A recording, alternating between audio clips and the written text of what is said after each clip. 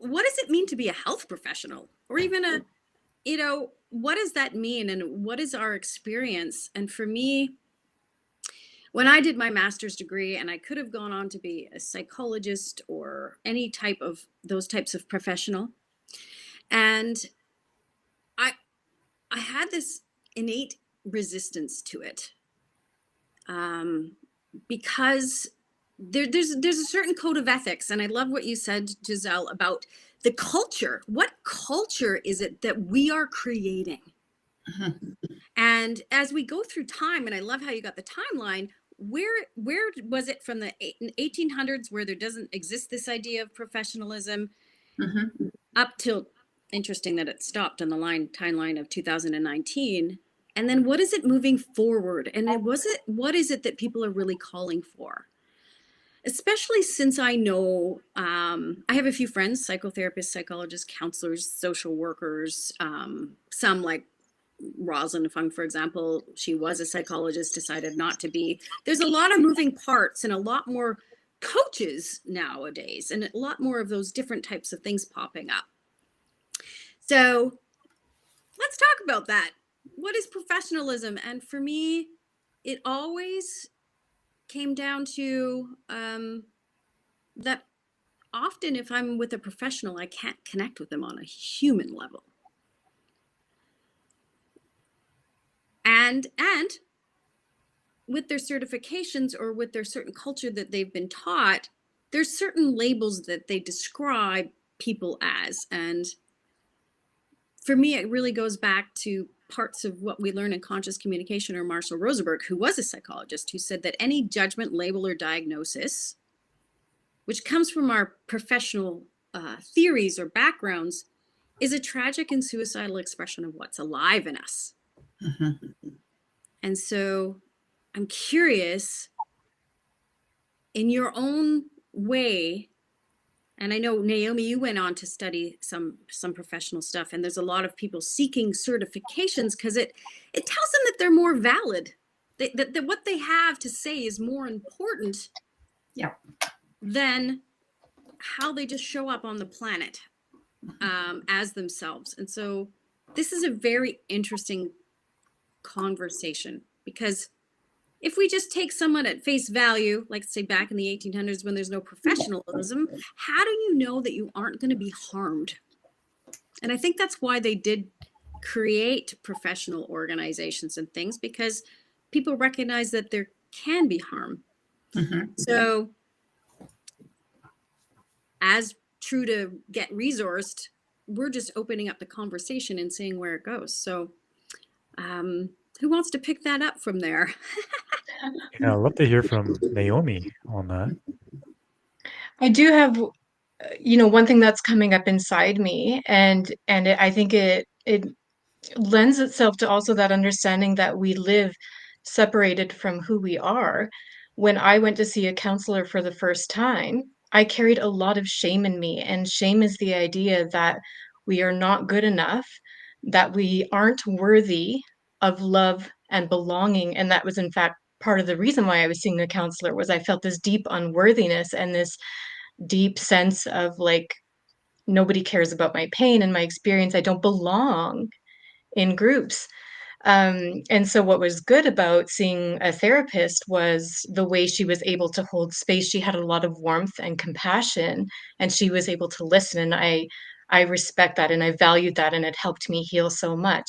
And I often still encounter a shame in me that I don't know enough to be as good as these Mm. people.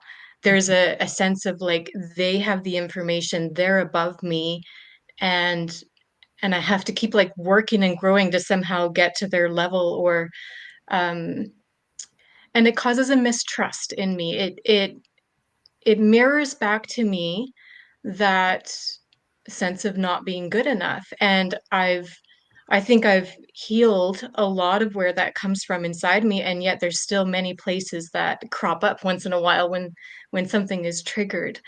Um, but I think many of us, not knowing our own wholeness inside, we are applying to experts for ways to feel whole, ways to feel better. And I don't think we'll ever find that as long as we're just looking to the experts to have the answers. What I see is an like we're inundated with expert information. It is everywhere you look, and people yell at you, like on social media or wherever. They yell at you when you dare to say something that when you don't have a certification in that field to back you up.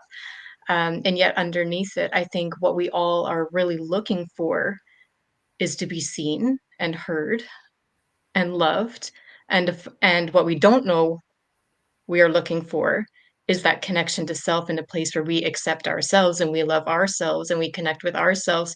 And that's something that can come when we're in community with people, but it requires seeing somebody else being human, seeing somebody else accepting themselves, seeing somebody else be vulnerable, and then we learn, oh, it's okay for us to do that. So when we're only going to professional spaces and they can't be as human as they really are, maybe they can't swear, maybe they have to wear makeup all the time, but we're on their couch and we're crying and snotty and whatever else, but they look like this perfect picture on the other side. It's an inequity, it's imbalance, and Mm. we don't see humanity reflected back to us, even if there is so much care and compassion.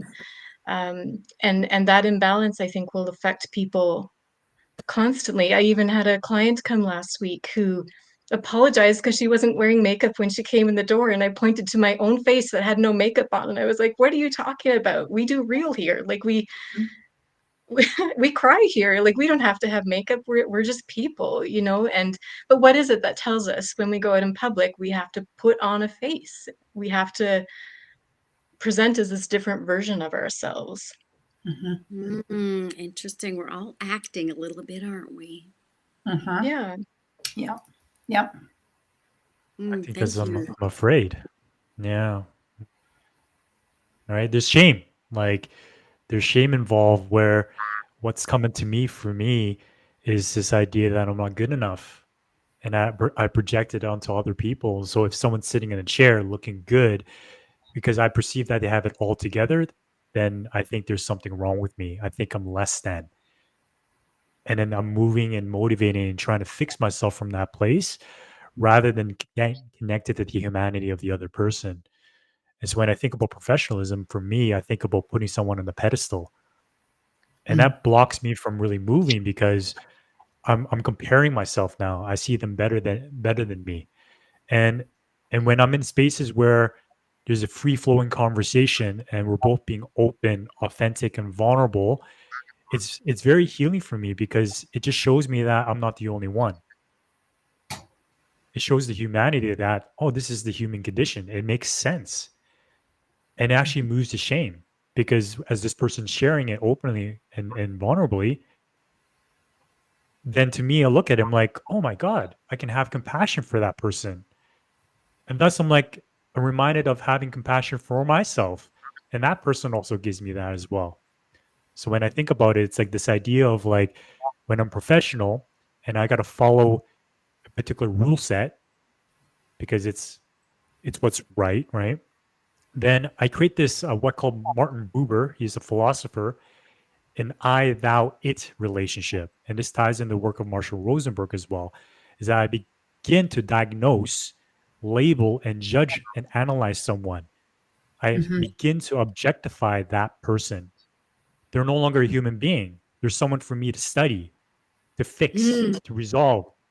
It, right? And then Martin Buber talks about true healing, true movement in human dynamics is moving from I thou it to I thou we. We as in a relationship, right? So that's where that professionalism can really block the human connection from happening. Yeah. Right. I know when I was studying psychology, there's psychology, and I always wanted to go to the States because they had what's called transpersonal psychology, which is a little bit more connective. And they talked about the sacred mirror of each of us. And in traditional psychology, it's about, well, we don't want to have projection, so we have to be professional and not get our personal life mixed in with our professional life. And that's just so interesting to me, because then you have a person coming to you who can't be whole and has to separate what they live everyday life from what they're doing with their clients. And to me, that's almost an oxymoron and an irony of this clinical dissociation that's created in these relationships, which is super interesting. So I know, Giselle, we haven't heard from you yet. What's alive in you with this conversation? Well, it's just amazing to me. Like I was really like, I've been thinking about this a lot, and it was amazing to me. I went to, as Chris was saying in his notes here, I've been to therapy. I've been to every kind of counselor, any kind of group that you can think of, because I believed I was broken and I needed to be fixed. And only a professional could help me. Only someone who had the credentials could help me. And what's so interesting is that, you know, any kind of addiction you have, any kind of mental label that you're given, depression or anxiety or any of that, it's all about lack of connection. For me, it's been a lack of not being able to connect. And when I would go to a counselor, there would be or a therapist, there would be all kinds of, well, no, you can't. I remember I went to the Grey Nuns Hospital, and it was a 3-month program. And this is where it really hit me hard. It was a 3-month program. You spent every day, Monday to Friday, with a group of people, and you had therapists there. And it was to deal with the depression I was suffering at that time. And you developed relationships with these therapists, or I did, and they were trusted relationships. And I thought there was a connection, right? Mm-hmm. When I finished the program, I went back to visit, and no one even spent 2 minutes acknowledging me. It was like I was a complete stranger now. And it really hit me hard, because I thought, wow, these people absolutely know everything about me, every vulnerability, every inner feeling that I had. And I am no longer of importance. I'm done. I'm graduated. I no longer need that connection. And I do not. And it's actually, I've found that in a lot of therapists, that there's absolutely a code of ethics that they cannot have relationships outside of their practice with you. And I've met some really wonderful people that I would have loved to have a relationship with, but that held me back. So again, it's in such a society where connection and lack of connection and loneliness is such a problem, to go to an expert and go, and you can't have that. You think you have it, but then all of a sudden it's cut off at the knees if they decide to move on. Or so it really hurt me deeply. And of course, it only added to that whole idea of not being worthy, for me, not being worthy of having a connection with someone who I looked upon as healthy. And that was big for me. Super interesting, isn't it? Mm-hmm. Yeah. And Chris says, yes, Giselle, it is a false intimacy, a one-way street. Mm-hmm. And there's so much value placed on those credentials and it's monetary value. So that I struggle sometimes with, you know, I want to provide these services, and will I give them the value? Like, I think about that myself, like, because there's an attachment there for me in my own belief that, well, they're paying for this, so I have to make sure that I give them the value. And do I have that value because I don't have a degree? Or so there's a lot of stuff around there for me. Mm-hmm. I have a degree. Yep. Mm-hmm. Mm-hmm. And there's also the societal thing too. Yeah. And you're growing up, like I value degrees, right? Because it made me feel like I was something. It was like, go to school, you know, get a degree. It made me worth something. And even then, even if I wasn't the professional with the degree, by default, I would look to a professional with a degree because I was trained to think that they were the expert.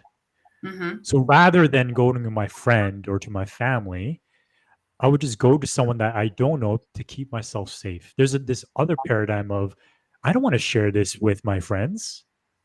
They might know something about me and use that against me. Or we're in the same friend circles, right?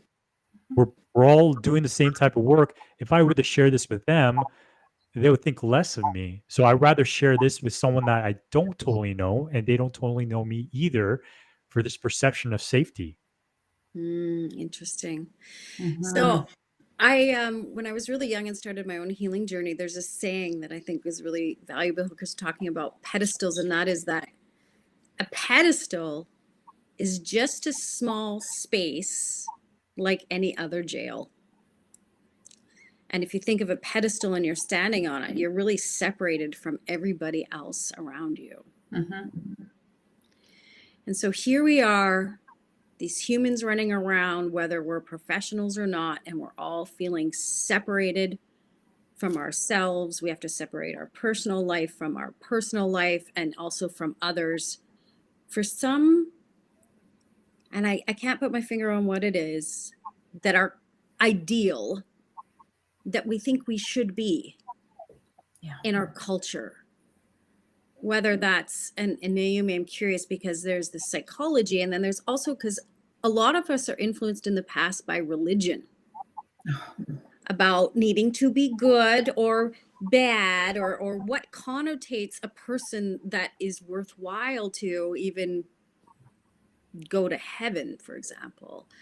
So there's all these ways that we judge ourselves and others that just, well, I don't know.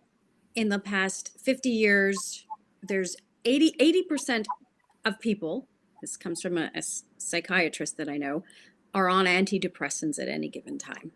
Mm-hmm. To me, and the amount of addictions are telling us that there's something wrong with the culture and the paradigm that we're living in. Mm-hmm.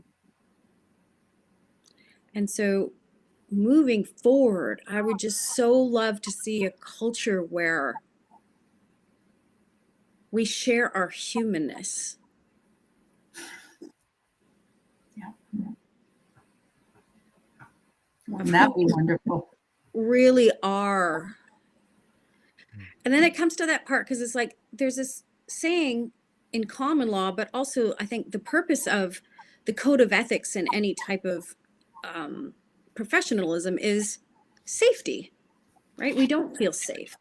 And so then how is it that we can ensure we can connect at a human level, but also stay safe? So I'm curious what you guys' thoughts are about that. Mm-hmm. Yeah. I think it's I think it's like medical practitioners. There's value to all of it. There's value to it. And they were created, the things that they've discovered were created, they were found for a reason, and they do help us in certain areas. And I think, the way our society is, that safety part is important. But I think when it comes to, because when I was, like I said, when I was research this, professionalism in a lot of companies, it's, you have to wear a certain thing to look professional. You have to speak a certain way to look professional. Right. And companies actually have rules about these things. To me, that's not safety. That's somebody else creating what they think professionalism is and putting it upon people that are employed for them or are doing a certain job, and so like I said, I think there's value, just like all of our own skills and all the things we've learned, there's value to all of it. It's just, how far do you go with it? I think we go to the extremes of things, where it's like, oh, I'll just, no, let's say everybody has to wear green in this company. Well, why? Does that make them look more professional? Does that, like, what is that? You know, and so again, it's about like professionalism. One thing that struck me when I was doing this research is that a lot of it is created from the outside. People on the outside, their ideas of what it should be, what it should look like. And so that was kind of interesting to me. And then when they talked about professionalism, it was, and I don't know if this is a little bit off topic here, but there was I looked at the synonyms and the antonyms. You know, what's the opposite of, you know? So one was expertness, the other was amateurism. Other one was ability, the other one was inexperience. There was masterfulness, clumsiness. Oh, interesting. I know. Proficiency, and then this one really flipped. Ham-handedness. What the hell does that mean? Pardon me. Ham-handedness. That was the opposite. And adeptness, unpreparedness. Confidence, heavy-handedness. So it was just all these different, you know, and so, like I said, everything has value because we've learned things. It all has value. But I think what's happened is because of that lack of being able to be human in these things, it creates that separation like you were talking about. And that's what I'm learning with all these things that I'm taking is the most important thing is not only to be connected to me, to my soul, to who I really am, my essence, but also that connectiveness in authenticity with others. And that's what I find missing in a lot of it. It's not authenticity. Because I put doctors, oh, they must know everything. Well, they don't. They only know what they've learned. Right? Yeah, when you were measuring those synonyms and antonyms, like the professionalism, the whatever, and the second thing, it was like clumsy, blah, blah, blah. I was like, actually, the word I have that would be antonym to all of it would be authenticity. Yeah. Yeah. Yeah.